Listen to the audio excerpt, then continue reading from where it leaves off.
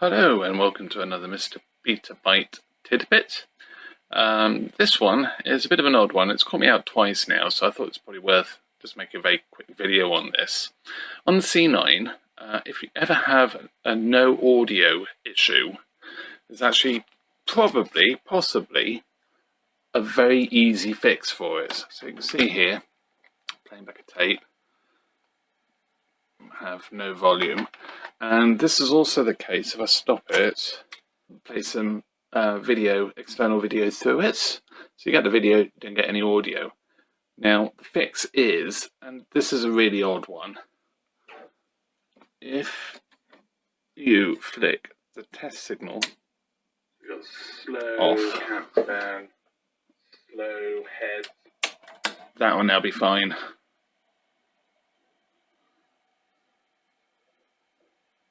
There we go. So that's fine. It is really odd because why? Because that is purely just obviously sending a tone and the test signal out to the RF, but it mutes all the other audio on the audio out as well.